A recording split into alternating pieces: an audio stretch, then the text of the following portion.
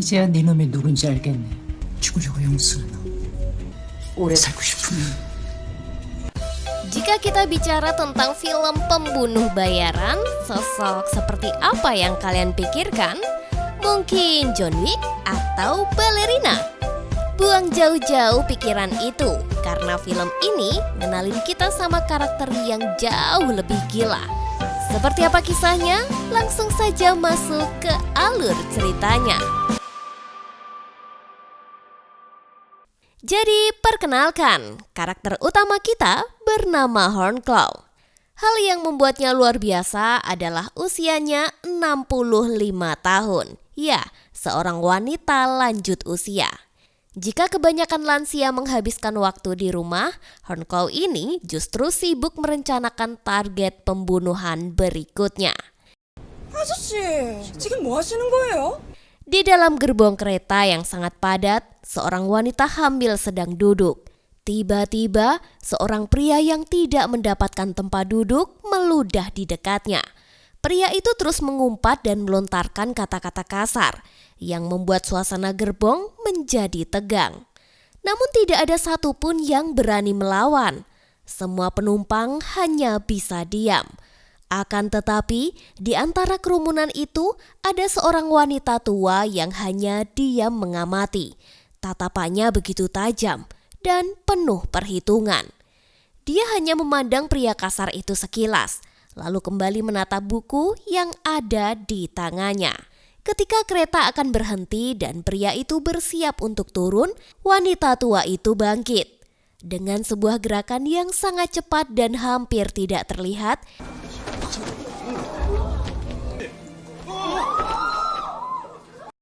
itu bukanlah tusuk konde biasa. Pada ujungnya terdapat sebuah jarum kecil yang telah dilapisi racun mematikan. Setelah melakukan aksinya, wanita tua itu segera menuju ke kamar mandi untuk membersihkan sisa racun pada tusuk kondenya. Namun saat hendak keluar, dia merasakan pusing yang hebat. Itu sebuah pertanda bahwa usianya tidak lagi bisa berkompromi. Di tempat berbeda, seorang manajer dari organisasi pembunuh bernama Son didatangi oleh klien baru. Klien ini adalah seorang wanita yang ingin menyewa jasa untuk menghabisi suaminya yang enggak setia. Rekan sang manajer kemudian bertanya, apakah dia akan menerima misi ini tanpa sepengetahuan organisasi? Rekannya memperingatkan bahwa jika pimpinan sampai tahu hal ini, nyawanya akan terancam. 우리한테 양식이 되는데 못 들은 걸로 하지. Sementara itu, wanita tua tadi telah tiba di rumahnya. Saat mencoba menulis laporan misinya, tangannya terus-menerus gemetar. Hornclaw merasa sangat frustasi dengan kondisi fisiknya yang kian menurun. Dan tiba-tiba dia teringat seekor anjing tua terluka yang dia lihat di jalanan tadi. Hornclaw memutuskan untuk kembali dan membawa anjing malang itu ke sebuah klinik hewan. Setelah diperiksa, dokter menjelaskan bahwa anjing itu sudah terlalu tua, sehingga kemungkinan besar akan ditolak jika dibawa ke tempat penampungan. Keesokan harinya, sebuah adegan brutal terjadi di lokasi lain. Seorang pria berpura-pura hendak menjual kornea matanya kepada sindikat penjual organ ilegal. Pria ini diketahui bernama Bull, seorang pembunuh yang lebih muda dan kejam. Dia dikelilingi oleh para penjaga. Dengan tenang, dia berkata bahwa dia hanya butuh 10 detik untuk menghabisi mereka semua. Benar saja, Bull bergerak dengan sangat cepat, merebut pisau dan menghabisi 5 orang penjaga dalam sekejap. Dia kemudian menghabisi pimpinan sindikat itu tanpa ampun.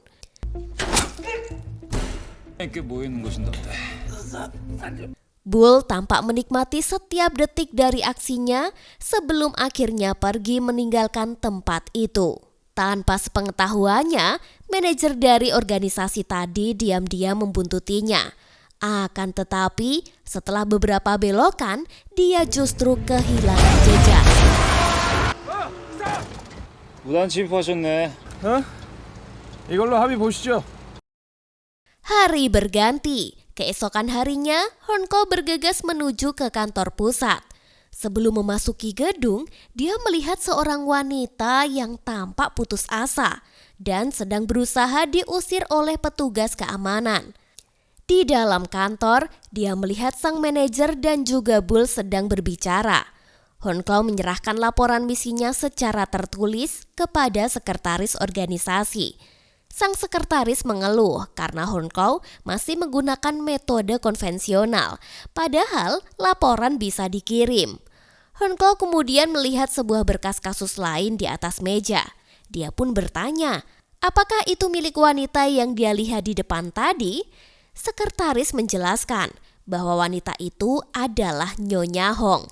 Jadi kekasih dari putranya telah ditipu oleh sekelompok pengedar narkoba hingga tewas. Dan akibatnya putranya mencoba membalas dendam. Namun dia justru dipukuli hingga koma. Namun karena kasus ini dianggap terlalu rumit dan beresiko hingga pimpinan tim pun menolaknya. Sementara itu, Son mencoba meyakinkan Bull untuk bergabung dengan alasan untuk memberantas hama masyarakat. Bull menolak dan berniat menyerang Son, namun gerakannya terhenti. Tanpa dia sadari, Honko telah berdiri di belakangnya dengan tusuk konde teracung ke lehernya. Sebelum pergi, Honko memperingatkan Son agar lebih hati-hati dalam merekrut anggota. Setelah kejadian itu, Honko menemui dokter yang melihat kondisi fisiknya yang kian menurun. Dia pun disarankan untuk segera pensiun. Honko menolak mentah-mentah karena membunuh adalah tujuan hidupnya. Di saat yang sama, sebuah misi lain yang dijalankan oleh anggota organisasi berakhir kacau. Sang pembunuh dinyatakan gagal melakukan tugasnya karena ragu sesaat setelah seorang siswi SMA menjadi saksi mata. Dan akibatnya, insiden itu menarik perhatian polisi dan menduganya sebagai kasus pembunuhan.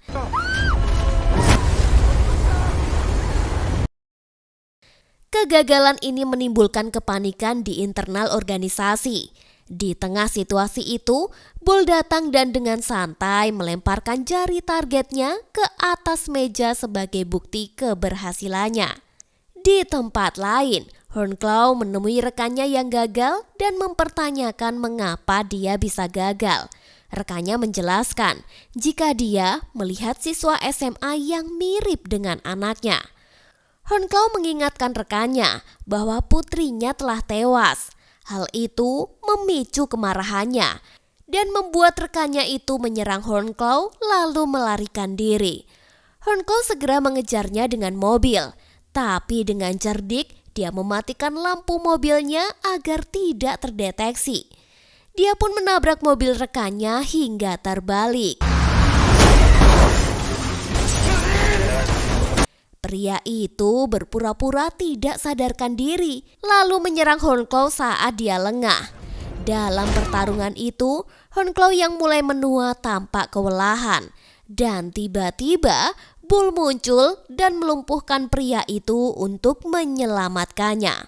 Honko marah dan meminta Bull untuk tidak ikut campur. Dia bersikeras akan menyelesaikan tugasnya sendiri. Sadar bahwa takdirnya sudah ditentukan, pria itu pun pasrah. Dia merebut pisau dari tangan Honko dan menusukkannya ke jantungnya sendiri. Bagi Honko, ini adalah tugas berat karena harus menghabisi sesama rekannya. Namun, begitulah aturan keras di organisasi mereka. Setelah memasukkan jasad itu ke bagasi, Honko mulai kehilangan kesadaran akibat luka parah yang diterimanya. Darah yang terus mengalir membuatnya semakin lemah hingga akhirnya pingsan di pinggir jalan. Dia pun teringat masa lalunya saat mentornya yang bernama Ryu menasehatinya untuk tidak boleh terbawa emosi. Ryu memperingatkan bahwa sekali saja dia berbelas kasihan, seluruh pekerjaannya akan gagal. Honko tersadar di sebuah klinik dan secara refleks menyerang dokter yang menolongnya. Dokter itu menjelaskan bahwa dia menemukannya setelah mendengar suara tabrakan. 오늘 일은 각자 사연이 다 있는 거죠. Keesokan harinya, Hornclaw menemui Son. Dia mempertanyakan mengapa Son mengambil Bull untuk membantunya. Dia juga bertanya bahwa Son jangan-jangan meragukan kemampuannya karena faktor usia. Dia juga mengkritik standar organisasi yang kini merekrut orang sembarangan seperti Bull dan menolak kasus murni seperti milik Nyonya Hong. Bagi Hornclaw, tugasnya adalah sebuah misi suci untuk membasmi hama. Setelah perdebatan itu, Bull menghentikan Hornclaw di jalan. Dia mengungkapkan bahwa dia tahu Hornclaw telah membiarkan seorang saksi hidup, yaitu dokter yang menolongnya tadi malam. Bull memperingatkan bahwa kesalahan itu sama fatalnya dengan yang dilakukan oleh rekan mereka. Dan jika organisasi tahu, nyawa Hornclaw akan terancam. Namun, Hornclaw dengan sinis memintanya untuk tidak macam-macam atau nyawanya akan diambil. 오래 살고 싶으면 Ancaman Hornclaw selalu memicu sebuah ingatan kepada Bull. Dia pun menerobos masuk ke ruang arsip organisasi dan mencari sebuah berkas lama. Bull akhirnya menemukan apa yang selama ini dia cari, yaitu sebuah laporan misi Hornclaw dari tahun 1998. Targetnya saat itu memiliki seorang anak laki-laki yang telah menemukan jasad ayahnya. Anak yang trauma itu kemudian dimasukkan ke dalam rumah sakit jiwa. Dan ternyata anak itu adalah Bull sendiri. Keesokan harinya, saat sedang melatih fisiknya, Hornclaw merasakan sakit yang luar biasa di dadanya. Dia kemudian memutuskan untuk mencari dokter yang telah menolongnya. Dia pun menemukan bahwa dokter itu memiliki seorang anak perempuan dan sedang berjuang menuntut keadilan terhadap sebuah rumah sakit. Hornclaw mengetahui bahwa istri sang dokter meninggal 5 tahun lalu setelah menjalani operasi, dan sang dokter yakin itu adalah akibat dari malpraktek. Hal ini membuat Hornclaw bimbang. Aturan organisasi mengharuskannya membunuh saksi mata, namun dia kini menjadi ragu. Ketika sang dokter melihat Hornclaw mengamatinya, dia pun mendekat. Dia bertanya, mengapa dia tidak jadi membunuh? Sang dokter menjelaskan bahwa dia tidak melapor ke polisi karena yakin Hornclaw adalah orang baik. 좋은 분이시잖아요. 버려진 아이를 구하셨는데. 나 좋은 사람 아닌데. Mendengar itu, Hornclaw memutuskan untuk membiarkannya hidup. Tanpa dia sadari, Bull mengawasinya dari kejauhan. Dia jadi kecewa dengan keputusan Hornclaw yang dianggapnya sebagai sebuah kelemahan dari legenda pembunuh bayaran. Bull lalu menemui Son untuk membahas tentang Hornclaw.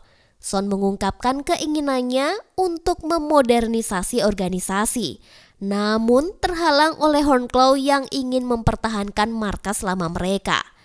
Markas itu memiliki nilai historis, dan di sanalah pendiri mereka tewas saat membalaskan dendam keluarga. Dan Hornclaw seorang diri menghabiskan sisa gangster yang ada. 그래서 조각으로 바꾸고. Bagi Son, dia adalah legenda usang yang harus disingkirkan.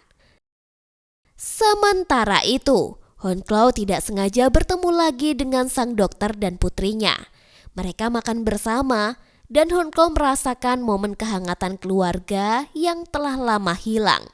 Dia bahkan sempat menawarkan keahliannya untuk menghabisi direktur rumah sakit yang bersalah. Tapi hal itu hanya ditanggapi tawa oleh sang dokter karena menganggapnya lelucon. Malam harinya, Bull mendatangi kediaman sang dokter. Dia menyindir Hornclaw sebagai anjing pemburu tua, yang akhir-akhir ini sering bertingkah aneh. Sambil memegang seutas tali, Bull menatap tajam ke arah sang dokter. Ini pun membuatnya sadar bahwa kini dia akan segera dihabisi. Melihat Bull berada di dekat tempat usaha sang dokter, Hornclaw langsung menghampirinya. 털끝 하나라도 건드리면 진심이구나. Honklow memperingatkan jika Bull berani menyentuh dokter dan keluarganya, maka dia akan berhadapan dengannya. Bull tertawa, menegaskan bahwa dia hanya mengikuti aturan organisasi. Honklow menyatakan bahwa dia akan pensiun sehingga Bull tidak perlu khawatir. Namun Bull tidak peduli. Baginya, aturan tetaplah sebuah aturan. Keesokan harinya, sang dokter kembali demo. Tapi tiba-tiba, sebuah ledakan kecil dari tempat sampah menciptakan kepanikan. Di tengah kekacauan itu, seseorang menabrak direktur rumah sakit yang kemudian terjatuh tewas. Dari kejauhan, sang dokter menyaksikan kejadian itu. Keesokan harinya, Son menemui Honklow dan memberinya target baru bahwa klien mereka adalah putra dari direktur yang baru saja tewas. Dia menuduh dokter sebagai dalang pembunuhan ayahnya. Merasa curiga, Honklow menemui sekretaris Kim dan bertanya tentang identitas klien itu. Kim awalnya ragu karena aturan yang dibuat oleh Honklow sendiri menyatakan bahwa membocorkan identitas klien adalah pelanggaran yang hukumannya mati. Namun, Kim akhirnya mengaku bahwa klien itu tampak aneh, bahkan memakai jam tangan palsu. Dia telah menyelidikinya dan menemukan bahwa pria itu hanyalah orang sewaan yang dihubungi melalui telepon.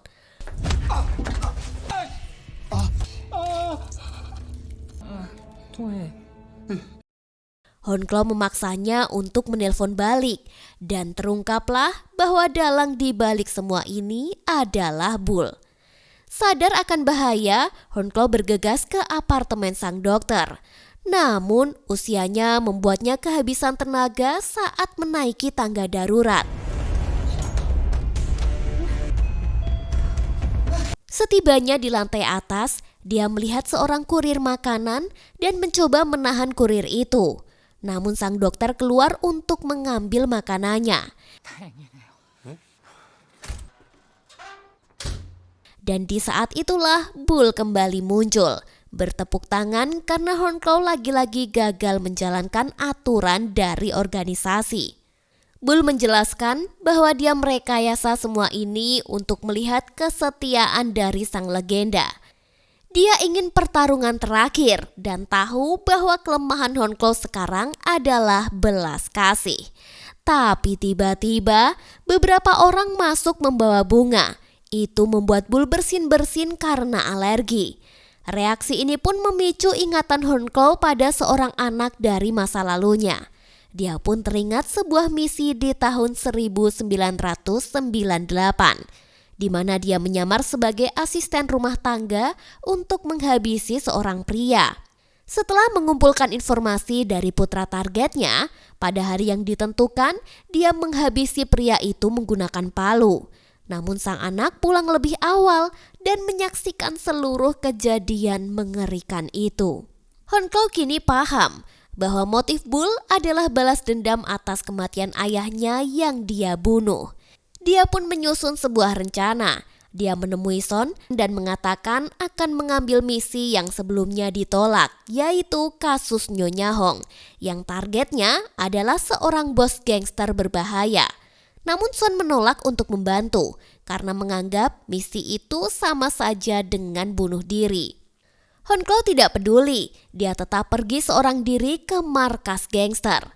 Di sana, dia sengaja memancing keributan hingga dikepung. Dia lalu menelpon Son dan meminta Bull dikirim untuk membantu. Son pun sadar dan tertawa. Dia menyadari bahwa ini adalah siasat Honklow agar Bull sibuk dan tidak jadi membunuh sang dokter. Son lalu menutup telepon dan membiarkan Honklow menghadapi para gangster itu sendirian.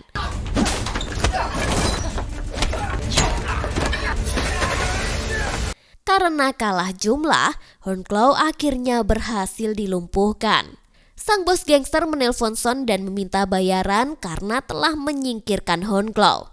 Ternyata Son jugalah yang telah membuat rencana itu untuk menyingkirkan Honklow. Sekretaris Kim yang mendengar percakapan itu segera menghubungi Bull. Sementara itu, Honklo yang tidak berdaya akan dikubur hidup-hidup. Tepat pada waktunya, Bull datang dan membantai seluruh gangster di sana, lalu menyelamatkannya.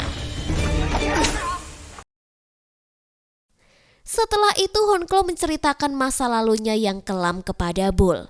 Bagaimana dia diusir keluarga, diperlakukan dengan kejam oleh majikannya, hingga diselamatkan oleh Ryu yang merawatnya seperti keluarga sendiri. Ryu lah yang mengajarkan bahwa tugas mereka adalah menyelamatkan banyak orang, meskipun tidak ada yang tahu.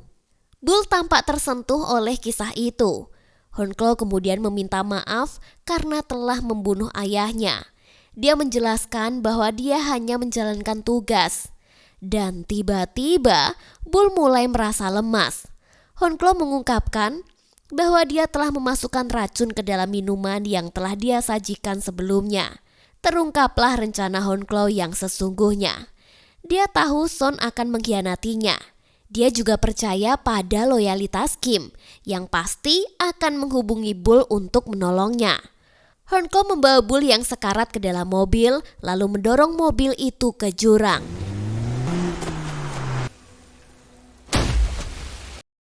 Dia kemudian menemui Son. Dia menyatakan penyesalannya pernah merekrut Son ke dalam organisasi. Namun karena mengingat jasa ayah Son di masa lalu, Honklo memutuskan untuk membiarkannya hidup. Sebagai aksi terakhirnya, Honklo meminta sekretaris Kim untuk membakar seluruh gedung markas dan menghapus jejak masa lalu mereka selamanya. Sementara itu, sang dokter menyadari bahwa putrinya telah diculik. Dia menerima pesan dari penculiknya dan segera memberitahu Honklo. Honklo membaca pesan itu dan terkejut saat mengetahui bahwa Bull ternyata masih hidup. Bull pun memintanya untuk datang seorang diri. Honklo meminta maaf pada dokter karena dia terlibat begitu dalam setelah menyelamatkan nyawanya. Namun, si dokter justru menegaskan bahwa dirinya tidak pernah menyesali keputusannya. 저 그래도 후회 안 합니다. 치료해드린 거요. 당연히 해야 할 일이었어요.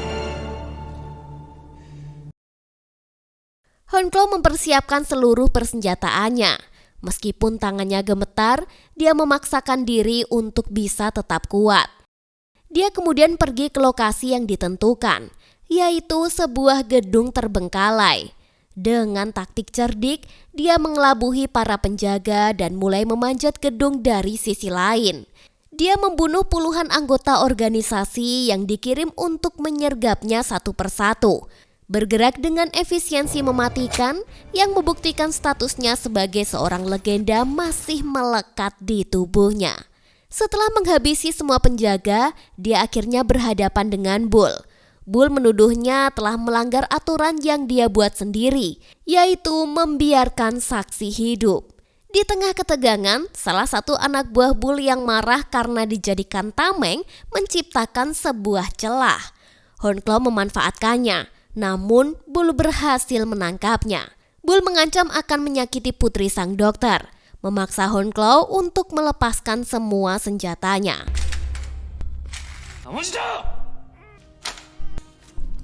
Pertarungan brutal pun terjadi. Honklo yang sudah terluka dan kalah tenaga terus menerima tusukan. Namun dia terus bangkit dan berjuang semata-mata untuk mengulur waktu agar anak itu bisa diselamatkan. Bull marah, mempertanyakan mengapa Honklo begitu peduli pada keluarga dokter. 지금 시간 끄는 쟤 때문에 제발 나를 보라고. Pada puncak pertarungan, Honklo berhasil menusuk tepat di jantung Bull. Saat sekarat, Bull menangis dan mengingatkan Honklo akan kejadian 25 tahun yang lalu. Terungkaplah kebenaran yang sesungguhnya, bahwa dulu Bull adalah seorang anak yang sering dianiaya oleh ayahnya. Honklo yang saat itu menyamar sebagai asisten rumah tangga di rumahnya adalah satu-satunya orang yang pernah membelanya dan menunjukkan kasih sayangnya. Bull mulai menganggap Honklo sebagai sosok ibu. Saat dia melihat Honklo membunuh ayahnya yang kejam, dia tidak merasa takut atau marah. Dia justru ingin ikut bersama Honklo. Namun Hon Klo menyuruhnya menunggu hingga dia dewasa. Dan ternyata seluruh hidup Bull sebagai seorang pembunuh bukanlah untuk balas dendam, melainkan untuk menjadi cukup kuat agar bisa menemukan dan bergabung kembali dengan satu-satunya orang yang pernah dia anggap sebagai keluarga. Baginya, hari-hari yang dia habiskan bersama Hon Klo di masa lalu adalah kenangan terindah dalam hidupnya. Mendengar pengakuan itu, ingatan Hon Klo akhirnya kembali sepenuhnya. Dengan penuh penyesalan, dia memeluk Bull dan meminta maaf karena tidak bisa mengingatnya lebih cepat. Di dalam pelukannya, Bull menghembuskan nafas terakhirnya. Beberapa waktu kemudian, Hon Klo teringat sedang mendoakan arwah para anggota organisasi yang telah dia bunuh. Cerita kemudian beralih ke adegan terakhir, di mana Hon Klo terlihat memasuki sebuah gereja. Dia akan menjalankan sebuah misi baru. Dia mengamati targetnya, di mana dia adalah seorang pendeta. Dengan begitu, film ini pun berakhir. Sampai jumpa di video berikutnya.